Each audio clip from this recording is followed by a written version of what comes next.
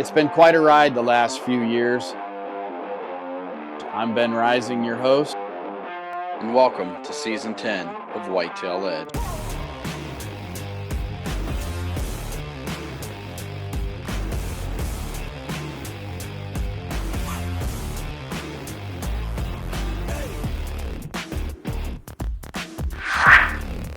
Wow, these are the days. Just like crazy does you live for these days, man. It's unbelievable. I just shot the biggest deer of my life. I'll tell you, it's just humbling to be sitting behind a 5.5-year-old whitetail like this. Whitetail Edge is brought to you by Prime Archery, Black Widow Deer Lures, Illusion Hunting Systems, Muddy Outdoors, Mossy Oak, and Novix Treestands. This episode of Whitetail Edge, we're going to join great team member Jeff Klump.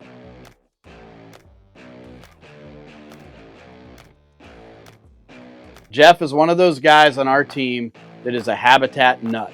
Jeff just loves to be on his skid steer, his tractor.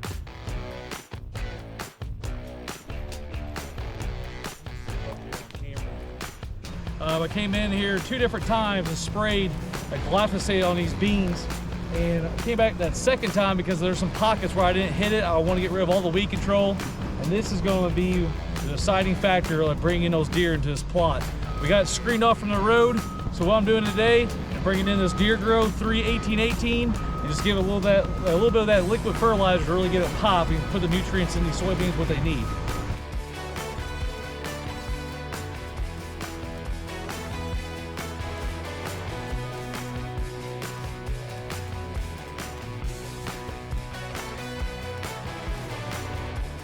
He's giving back so much to the land that he's acquired, and he's working really hard. He's just acquired Novix as the owner, the new owner of Novix. He owns Water Feather Boats. 1, 2, 3, there's four benches through here. And I guarantee a deer are gonna be using it. You can see my buddy Hunter Clucky right here in the dozer. He just taking the grass layer off and benching all the way through. So I'm coming in with switchgrass and stowing some switchgrass. He's had some good encounters in the past, as you see, with a deer like he called Prancer that just ducked his arrow just a bit. But Jeff's a good deer hunter. He knows how to get on big deer. The guy just absolutely is ate up with being on his properties, and I love that about Jeff. Like he's giving back so much to the land that he's acquired.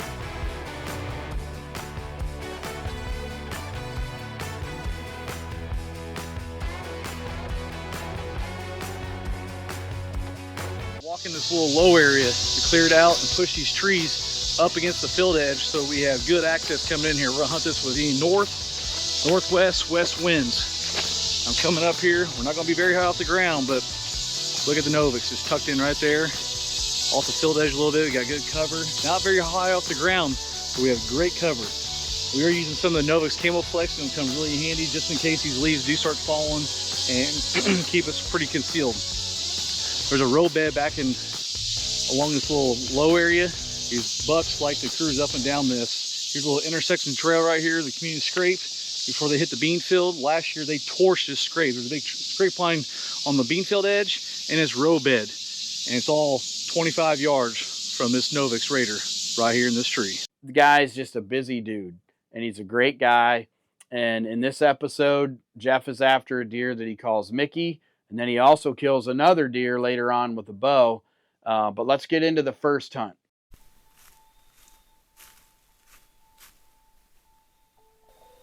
And we're rocking the Mickey socks. My daughter sure would be proud. We love Disney World. A lot of people don't like it, but we enjoy it. I love seeing my girls happy in Disney. But I named this buck Mickey because I ran out of socks. I threw on some Mickey socks that morning, and sure enough, look at the stealth cam, the buck daylighted. So there we go. Name the buck Mickey. It says he daylighted for the first time, and I wore the Mickey socks for the first time. It's November. It's magical. It's all coming together. Bam! He's gonna get a mega meat.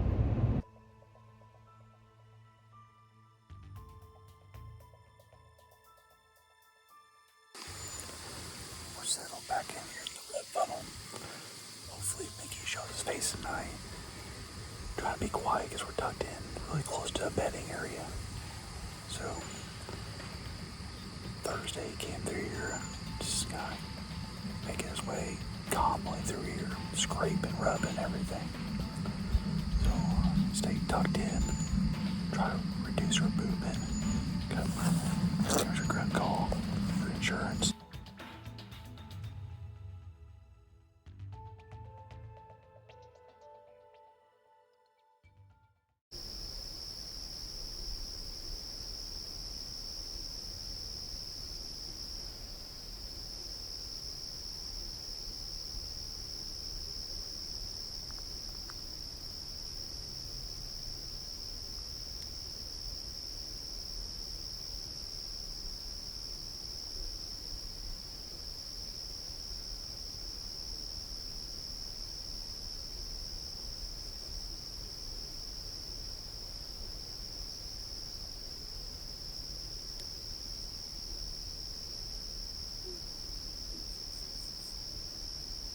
And so he really positioned his focus towards Mickey, but he just couldn't quite get on him. So he decided to go do some scouting.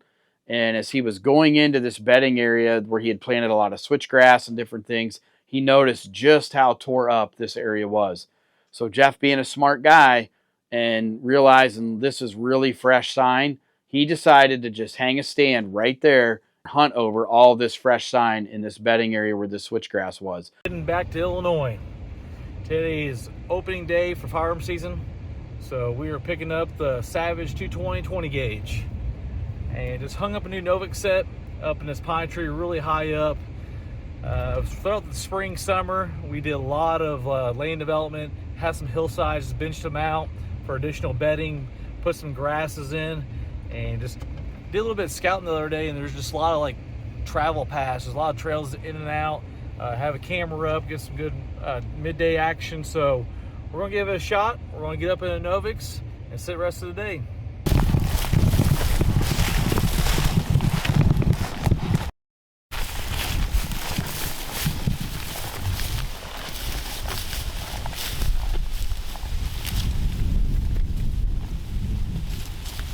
So Jeff decides to hunt over all this fresh sign. It's shotgun season in Illinois, and Jeff is carrying a 20 gauge. He slams a Novix in the best tree that he feels that he can get a shot out of and overlook all this bedding area. And lo and behold, right as peak timing starts coming around, old Mickey makes an appearance.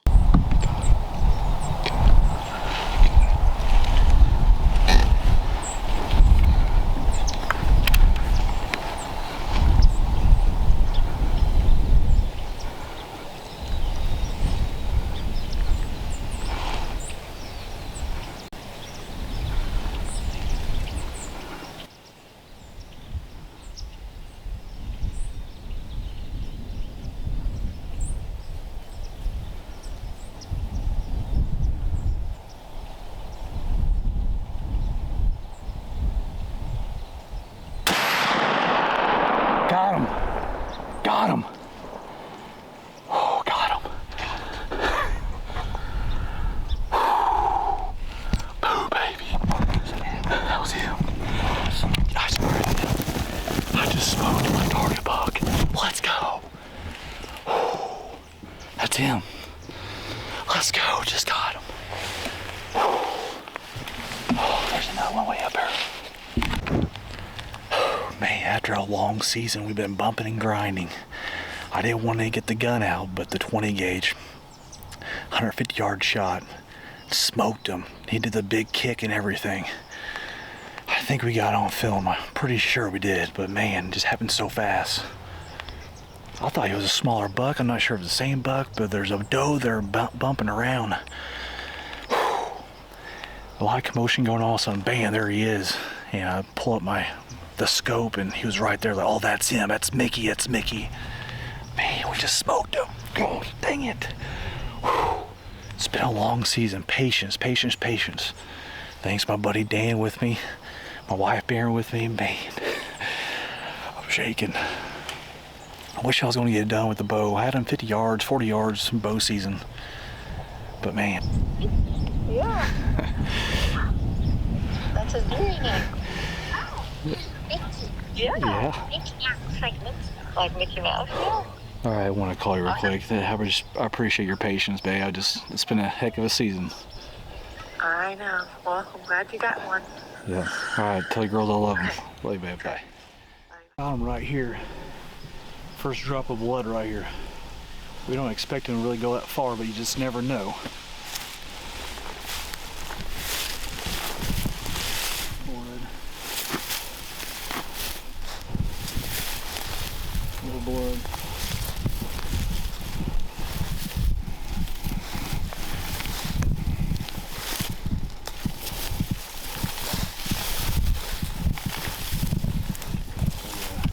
A lot of blood.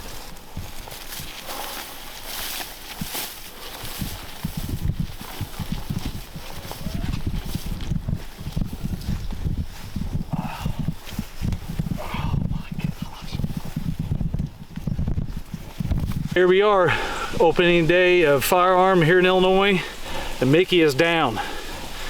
I've been chasing this buck for a while, all over my camera, playing cat and mouse. Yeah, I just can't believe it came down to the opening day of firearm here in Illinois. So I picked up the gun, which is crazy me saying that, and got it done. The bump and grind is finally in for this buck. This sure was a mix emotion hunt, I'll tell you that much. My gosh. I thank Ben Rising for giving me an opportunity to be with Whitetail Edge. All the teammates still out there bumping and grinding. It's just been a tough season. The good Lord for giving my health, wife, man, just everything. All the tools from all of our sponsors come into play. Deercast said good. What incredible, incredible buck here. Well, after Jeff kills Mickey, he's got another deer on his mind, and he's got a redneck blind set up in the perfect spot for this deer as he's been daylighting on his stealth cam. He's got a nice little bean plot that he's planted earlier in the year. Again, all the work pays off. You create your own destiny sometimes. So Jeff has a redneck blind set up. He's got standing beans. This deer's been daylighting, and it's time for him to make the move.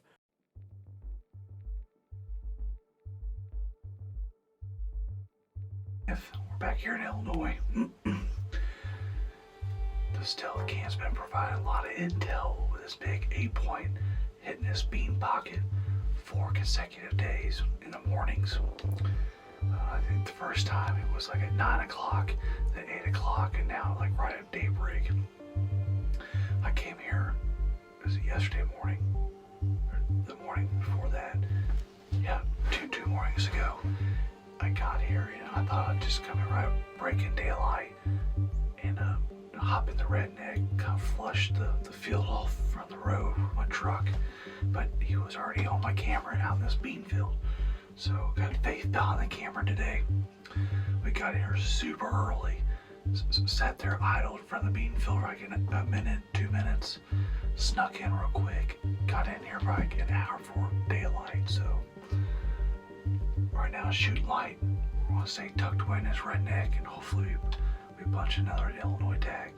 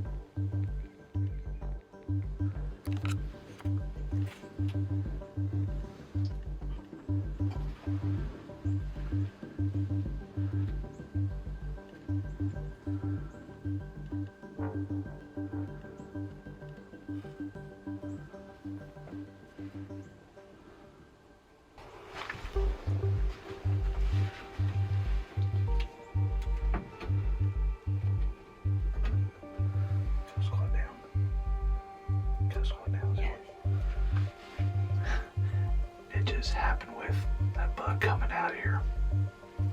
You had caught us in between like windows. I didn't know if I should open this window, or oh, here he is right here. Here he is right here. Right in front of us, like 20 yards.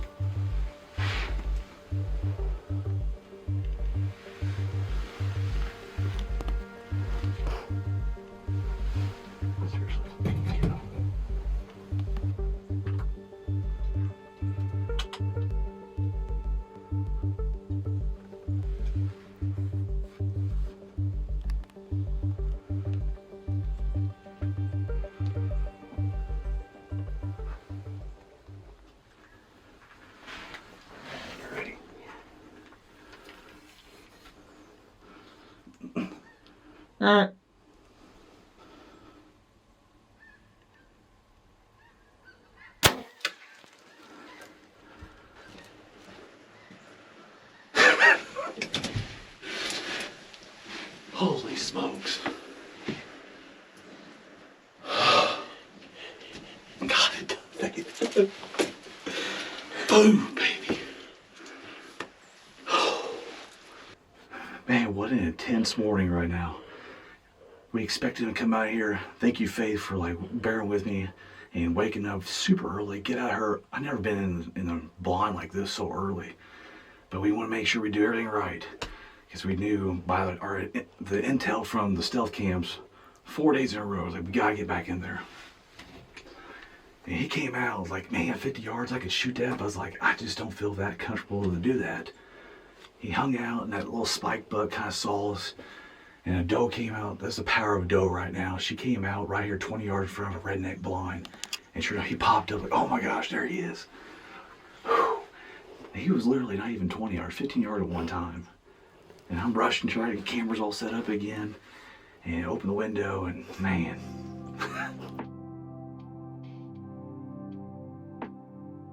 Early season, I was tucked away in this field edge in a tree in a Novix.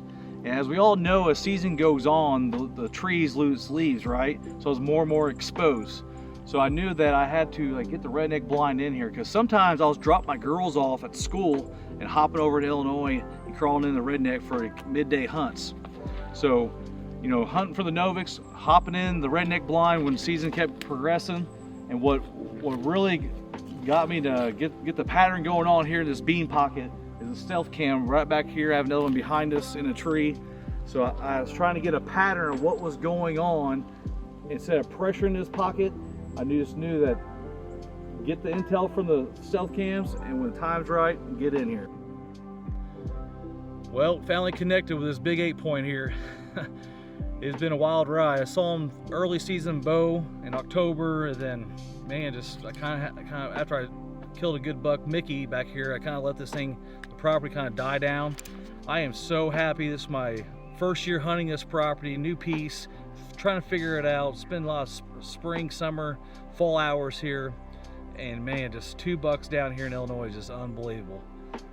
But man, it was such an intense hunt. How we knew he was gonna come out really early, and it was like we got in the Redneck Blind in hour 4 light, and we're just make sure we're doing everything right. So we sat there, let everything settle down, because you never really want to hunt mornings this early on. But he had a pattern according to our stealth cams every morning in here. So I got here at hour 4 light, flushed the field out with my truck, let things settle back down, and sure enough, right at first light, he popped out about 50 yards. Then he got 35 yards. I did not expect to open up the side window, which I had to do. We're scrambling around the blind, and when I'm about to shoot, I looked up.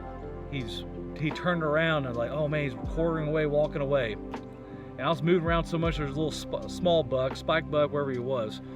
He saw me, blew, and then he took off. Like, man, but this buck wasn't really bothered. And sure enough, here comes a doe like 15 yards from the Redneck Blind. Like, oh, that doe might pull him in.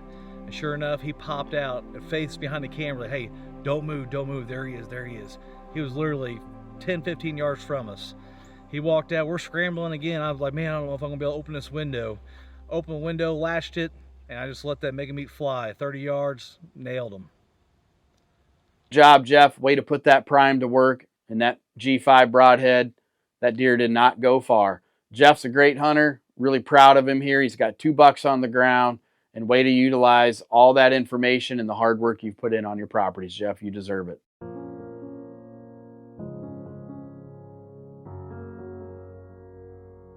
First Illinois hunt. It was super exciting being out there in the Redneck and Blind. Yeah, just really taking videos and photos of the whole thing, and just watching it all go down was super exciting. I was very shaky and kind of nervous, making sure I was trying to capture the moment, but yeah, it was super cool. Is that a doe or a buck? That's a buck. See his antlers up here? Is that cool? What?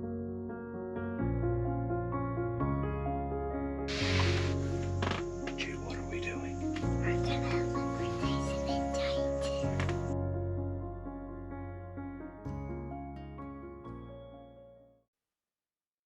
Next week on Whitetail Edge.